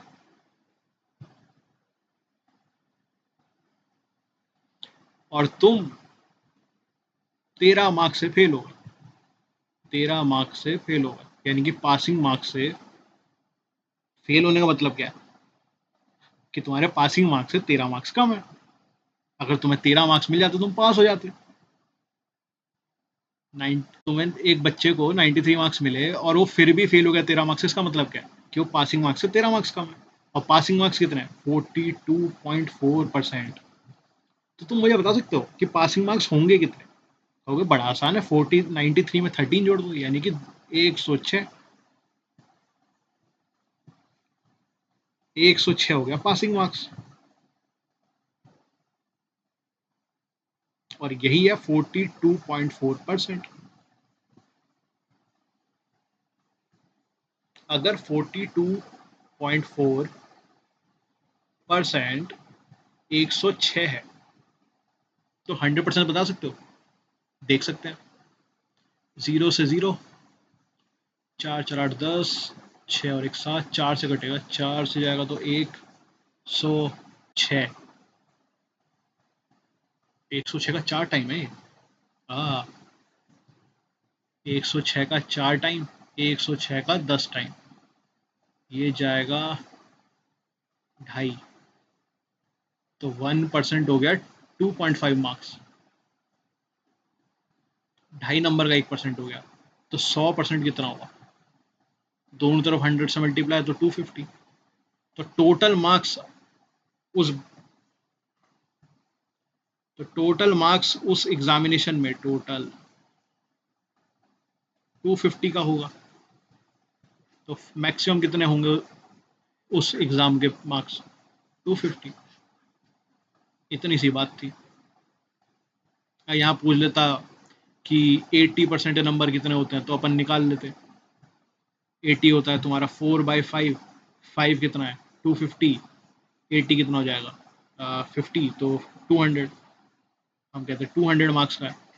अगर पूछता, वैसे और भी कुछ परसेंटेज पूछता वो बताते, या फिर कुछ मार्क्स पूछता वो बताते कितने परसेंट का, तो वो भी निकाल लेते। मार्क्स अपॉन 250 इंटू 100, जो परसेंटेज का बेसिक कॉन्सेप्ट होता। बट यहाँ पे ज़्यादा कुछ पूछा नहीं उसने, खाली पूछा टोटल कितना है, अपन ने वो निकाल लिया। उम्मीद करता हूँ समझ आया होगा और ये भी आज का इजीएस्ट सवाल था।